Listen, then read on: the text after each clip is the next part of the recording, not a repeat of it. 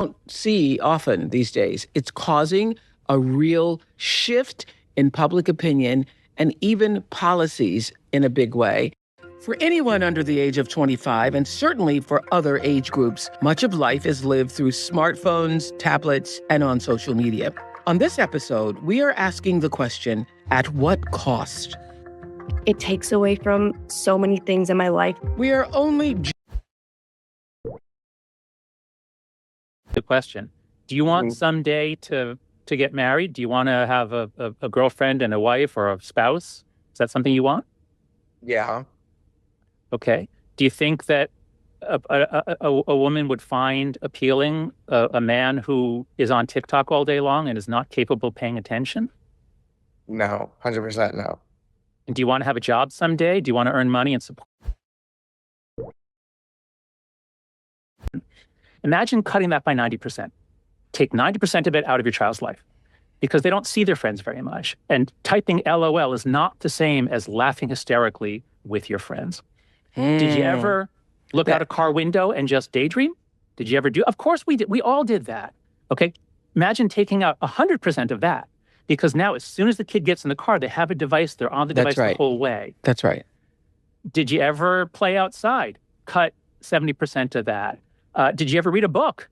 Cut 60% of that. Did you ever have a hobby? Cut 80% of that. So when our kids are online about 8, 10, 12 hours a day, there isn't time for anything else. It pushes everything out of childhood. And that is a sad childhood. We've got to stop this. Yeah, I read an article recently about the college harm that happened to our kids is the destruction of their ability to pay attention. Because we're not just talking about 10, 20% of the kids. We're talking about most of them. I teach at New York University, very smart kids here in the business school. A lot of them say they have a lot of trouble reading. As one of my students said, I read a sentence, I get bored, I take out TikTok. Wow. That's the way it's always been. TikTok has always been there for them. And it's always more entertaining than whatever reading I could assign to them. So yeah, their attention is fragmented, shattered.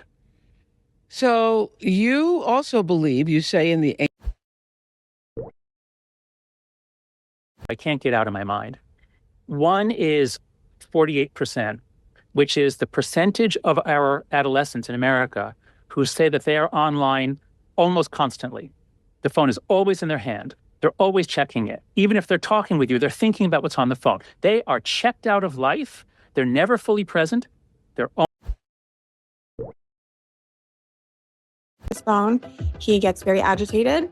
He gets very angry. He has what I would call a teenage temper tantrum.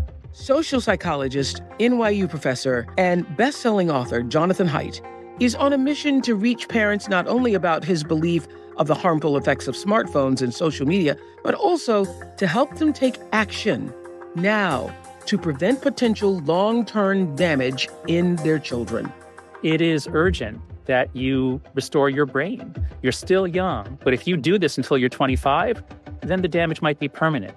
Jonathan's New York Times bestseller, The Anxious Generation, How the Great Rewiring of Childhood is Causing an Epidemic of Mental Illness, digs into the skyrocketing mental health crisis in young people.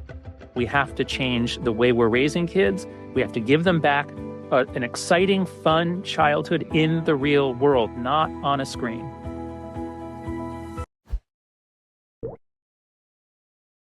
Is to go a month without it. You have to go through detox. The first few days, the first week will be hard, but then what you're going to find, and this is what my students at NYU find, your life opens up. You can pay attention. You have more time in your day. You experience things.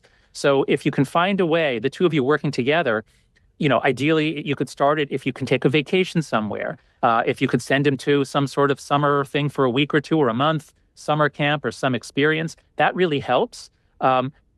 So make the real world interesting as possible.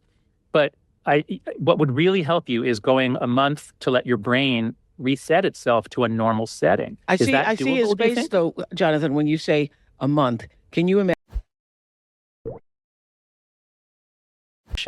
She says the 5 universal symptoms of withdrawal from an addictive substance. This is what happens to addicts when you take away the drug for a day. Here are the 5.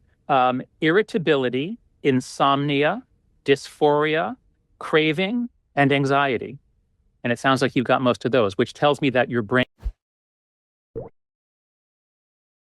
Nick spends 10 hours a day on his phone, even watching videos in the shower.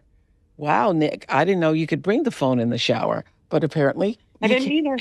you, Yeah, it's turned into like an issue. Whenever like I go to take a shower, I end up with the phone in the shower. So because you can't be without the phone long enough to shower. I guess I can. I just like the attention span. I like to watch the videos. They're interesting to me. Okay.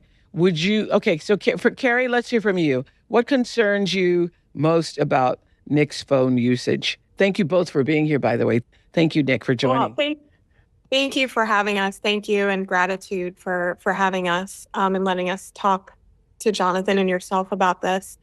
What concerns me the most is really the mental health issue, anxiety, depression, especially. But here it is, 40%. That's the number of 2-year-olds in this country who have their own iPad, which means that in the last few years, what that means is that Americans, and it's the same thing in Britain, I know, Americans have basically realized, hey, if I just give the kid an iPad, I can have some peace. I can check my email. I can make dinner. And we're using it as a babysitter. So yes, you ask me, is it addiction? Yes, from the age of 2. Social media. Jonathan, you said giving social media to teenage girls is like handing them a gun. Mm-hmm. I think that is so potent. How do young women use social media differently than young men? Yeah. So first, let's just look at how young women and young men are socially. Girls are much more interested in their relationships. They need a few good friends. They talk a lot. Boys don't talk as much. Boys do things together in larger groups.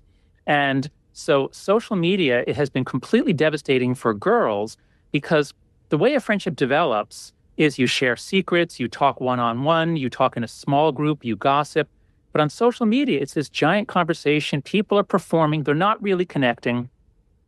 And this is happening in middle school, especially at a time when girls are just beginning to develop. They're just starting puberty. They're very